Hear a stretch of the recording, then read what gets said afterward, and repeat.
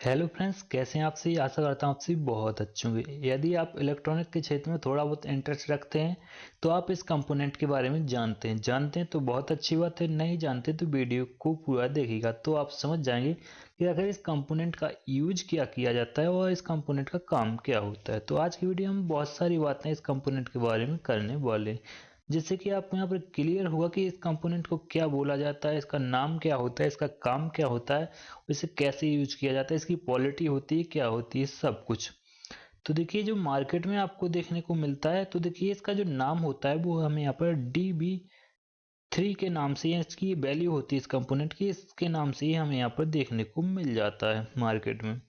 अब बात करते हैं इसका नाम क्या होता है। तो देखिए जो आप यहाँ पर देख पा रहे हैं, एक प्रकार का कंपोनेंट होता है जिसे हम इलेक्ट्रॉनिक कंपोनेंट बोल सकते हैं। इसका नाम होता है ड्राइक। एक सेकेंड, इसे बोलते हैं हम ड्राइक, DIACK, डाइक। तो देखिए इसका नाम होता है डाइक। तो ये आखिर काम क्या होता है, चलिए समझ लेते हैं। काम से पहले इसके सिंबल को समझते हैं, जिससे कि आपको इसकी जो और है डिटेल है वो आपको अच्छे से समझ में आ सके। तो देखिए साथियों, इसके दो प्रकार के मेन सिंबल होते हैं। तो देखिए एक प्रकार का ये सिंबल होता है, ये वाला, और दूसरा हमारा ये वाला सिंबल होता है, ये वाला। इस प्रकार से दो सिंबल में ही, यानी आपको कहीं इस प्रकार का भी सिंबल देखने को मिल सकता है। एक सेकंड,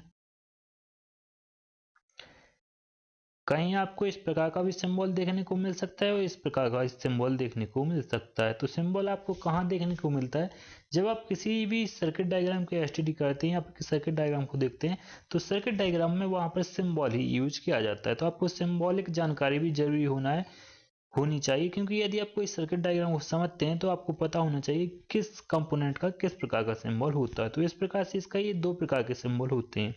तो देखिए आप यहाँ पर देख पा रहे हैं कि ये डाइकोड है। तो एक्चुअली ये डाइकोड नहीं, ये जीनर डाइकोड है। आप जानते होंगे कि जीनर डाइकोड होते हैं वो रिवर्स वाइस में काम करते हैं। उसी प्रकार से इसमें एक कंपोनेंट में दो जीनर डाइकोडों का यूज किया जाता है। तो देखिए एक ई रहा जीनर डाइकोड, एक ई रहा। तो इस सिंबल में ये इस प्रकार से दिखाई जाते हैं दो जीनर डाइकोड। तो देखिए इसके दो टर्मिनल्स आपको देखने को मिल जाते हैं, एक ये वाला टर्मिनल्स और एक ये वाला। तो इस टर्मिनल्स को हम बोलते हैं मेन टर्मिनल्स 1 यानी MT1, और इस टर्मिनल्स को बोलते हैं मेन टर्मिनल्स 2 यानी MT2। तो इसमें आपको टोटल दो टर्मिनल्स देखने को मिल जाते हैं। तो जैसा कि आप जानते हैं, जो हमारा जीनर डाइकोड होता है वो हमारे रिवर्स वाइस में काम करता है, लेकिन जो हमारा डाइकोड होता है वो भी उसी प्रकार से, लगभग उसी प्रकार से काम करता है। लेकिन जो होता है ये हमारे यहाँ पर किसी भी प्रकार में काम कर जाता है। तो आपकी जानकारी के लिए बता दूं कि जो जीनर डाइकोड होते हैं, एक सेकंड, जीनर डाइकोड होते हैं या फिर डाइकोड होते हैं या फिर जीनर डाइकोड होते हैं, वो डीसी में काम करते हैं, डीसी में। लेकिन ये कंपोनेंट हमारे यहाँ पर डीसी में काम नहीं करता। ये कंपोनेंट हमारा जो काम करता है वो एसी में काम करता है। यानी ये इस कंपोनेंट को आप एसी, जहाँ पर आपको एसी का काम करना हो, जहाँ पर आपको एसी रिवर्स वाइस यानी दोनों डायरेक्शन में भी काम करता है, ये उल्टा सीधा, इसमें कोई फर्क नहीं होता, ये एसी में वर्क करता है। तो अब हम इसके यूज की बात करते हैं कि आखिर इसका यूज कहाँ किया जाता है। तो आखिर इसका यूज कहाँ किया जाता है तो मैं आपको बताता हूँ। तो देखिए जो हमारे फैन वोल्टेज रेगुलेटर होते हैं उसमें इसका यूज किया जाता है। तो एक होता है ड्राइक और एक होता है ट्राइक, दोनों ही मिलते जुलते कंपोनेंट हैं। तो ट्रैक क्या होता है, इस पर हम ऑलरेडी एक वीडियो बना चुके हैं। यदि आपने वो वीडियो नहीं देखी तो आप वो वीडियो देख सकते हैं। तो देखिए ट्रैक में यहाँ पर आपको समझाने की कोशिश करता हूँ। तो देखिए एक ट्रैक होता है इस प्रकार का, मॉसफेट की तरह दिखने वाला एक कंपोनेंट होता है, जिसमें आपको तीन पैर देखने को मिल जाते हैं। तो देखिए एक गेट होता है। तो मान लीजिए ये हमारा यहाँ पर गेट है, ये हमारा यहाँ पर MT1 हो गया और ये MT2 हो गया। तो ये काम कैसे करता है मैं आपको यहाँ पर बताने की कोशिश करता हूँ। तो देखिए जैसे ही आप इस गेट पर, यानी इसकी गेट पिन पर वोल्टेज कम ज़्यादा करते हैं तो ये हमारे यहाँ पर काम करता है। तो यानी जो इसमें जो आप यहाँ पर ट्रैक दिख रहे हैं, इसमें रेजिस्टेंस पैदा होता है। जो भी रेजिस्टेंस बनता है वो इस गेट के वोल्टेज के अकॉर्डिंग बनता है। इस पर आप ज़्यादा वोल्टेज देते हैं तो यहाँ पर कम रेजिस्टेंस जनरेट होता है, और कम वोल्टेज देते हैं तो यहाँ पर ज़्यादा रेजिस्टेंस जनरेट होता है, जिससे हमारा फैन मद्दा चल रहा है और कम रेजिस्टेंस हो जाता है तो हमारा फैन यहाँ पर फास्ट चलने लगता है। और फुल वोल्टेज देते हैं तो ये आपस में शॉर्ट हो जाते हैं, यानी फुल स्पीड में हमारे यहाँ पर फैन चलने लगता है। तो आशा करता हूँ आपको ये जो कंपोनेंट आप देख रहे हैं ये इसकी जानकारी आपको पसंद आई होगी। तो इसे एक बार टेस्ट करने का तरीका भी आपको बता देता हूँ किस प्रकार से टेस्ट करते हैं। तो यदि आप इसे मल्टीमीटर से टेस्ट करना चाहें तो नहीं कर सकते, आपको इसे एसी वोल्टेज के साथ टेस्ट करना होता है। किस प्रकार से करना होता है आइए सीखते हैं। तो आपको करना क्या होगा कि एक रेजिस्टेंस लेनी होगी, कोई भी रेजिस्टेंस हो गई। तो यहाँ पर मैं एक रेजिस्टेंस ले रहा हूँ। ये रेजिस्टेंस हमारी यहाँ पर 330 किलो ओम की हो सकती है, 270 किलो ओम की भी हो सकती है। यहाँ पर आपको फेस कनेक्ट करना है, फेस से आप न्यूट्रल कोई भी कनेक्ट कर सकते हैं। यहाँ पर आपने फेस कनेक्ट कर दिया, ये हमारा यहाँ पर न्यूट्रल का पॉइंट है। अब आपको एक डिजिटल मल्टीमीटर लेना है, उसे एसी वोल्टेज पर सेट करके, डिजिटल मल्टीमीटर को एसी वोल्टेज पर सेट करके आपको एक पॉइंट मल्टीमीटर का यहाँ पर लगाना है, एक पॉइंट यहाँ पर। तो यहाँ पर कुछ वोल्टेज मिलेंगे आपको, करीब 200 के करीब मिलेंगे आपको, 180 या फिर यहाँ पर वोल्टेज मिलने चाहिए। यदि वोल्टेज मिलती है तो ये हमारे जो आप देख रहे हैं ये सही है। और यदि ये यहाँ पर वोल्टेज मिलते हैं और मल्टीमीटर से यदि यहाँ पर बीप साउंड आती है तो ये हमारे यहाँ पर खराब होता है। तो देखिए ये किस प्रकार से काम करता है, मैं आपको डिटेल से समझाने की कोशिश करता हूँ।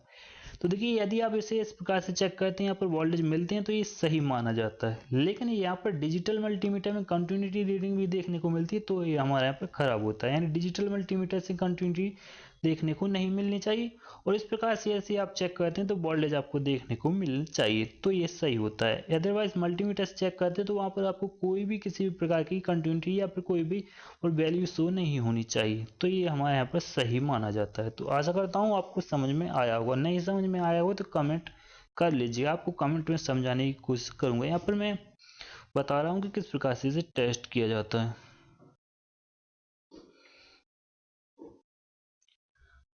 चलिए इसका यूज किस प्रकार से किया जाता है इसे हम देख लेते हैं। ट्रैक होता है, आपको मैं बताने की कोशिश करता हूँ। एक सेकंड, मान लीजिए, सॉरी, ये हमारा यहाँ पर ट्रैक है, इसमें 3 पिन्स हैं। तो जो गेट पिन है वो इस प्रकार से कनेक्ट होगा, और ये पिन पर यहाँ पर एक पोटेंशियल मीटर लगेगा, और पोटेंशियल मीटर होगा, और ये हमारे यहाँ पर इस टर्मिनल से कनेक्ट होगा। तो यहाँ पर हम एन कनेक्ट करेंगे और यहाँ से हमें आउटपुट देखने को मिल जाएगा इस प्रकार से। अब जैसे ही आप पोटेंशियल मीटर को वर्क यानी कम या ज़्यादा करेंगे तो इस ट्रैक से हमें कम ज़्यादा वोल्टेज देखने को मिलेंगे। इस प्रकार से इसका मैंने आपको यहाँ पर थोड़ा बहुत एक्सपीरियंस के लिए बताया। मैं कल की वीडियो में सर्किट डायग्राम को एक्सप्लेन करूँगा तो आपको यहाँ पर क्लियर से पता चल जाएगा किस प्रकार से इसका यूज किया जाता है। तो देखिए जहाँ पर हम जीना या डाइकोड का यूज नहीं कर सकते उस वहाँ पर हम इस डाइकोड का यानी इस कंपोनेंट का यूज करते हैं। एक प्रकार का डाइकोड ही होता है जिसमें 2 जीना डाइकोड लगे होते हैं। कहने का तात्पर्य यह है कि जो जीना और डाइकोड होते हैं वो डीसी पर वर्क करते हैं, और जो हमारे यहाँ पर डाइकोड होता है ये हमारे यहाँ पर एसी पर वर्क करता है। यदि हमें डाइकोड लगाते हैं यहाँ पर तो क्या होगा कि डाइकोड लगाते हैं तो वो जो एसी वोल्टेज है वो वहाँ पर डीसी में कन्वर्ट कर देता है डाइकोड। लेकिन ये एसी है, एसी वोल्टेज को एसी में ही रहने देता है। इस प्रकार से काम करता है। और एक और मेन बात, जरूरी बात, कि जो आप कंपोनेंट देख रहे हैं 30 वोल्ट पर काम करता है। 30 वोल्ट से ज़्यादा होंगे तो ये काम करेगा, अदरवाइज ये काम नहीं करेगा। यानी जैसे आपको जो भी वोल्टेज होगा इसका वर्किंग वोल्टेज है वो हमारे यहाँ पर 30 वोल्ट होता है। इससे कम वोल्टेज पर ये काम नहीं करता है। तो आशा करता हूँ आपको वीडियो पसंद आया हो तो इस वीडियो को लाइक कर दीजिएगा, और सर्किट डायग्राम की वीडियो जब हम डिस्कस करेंगे तो और अच्छे से आपको ट्रैक और इस डाइक की जानकारी आपको बहुत अच्छे से समझ में आएगी। तो आशा करता हूँ आपको वीडियो पसंद आए तो इस वीडियो को लाइक कर दीजिएगा, चैनल को सब्सक्राइब कर दीजिएगा और शेयर वगैरह भी कर दीजिएगा।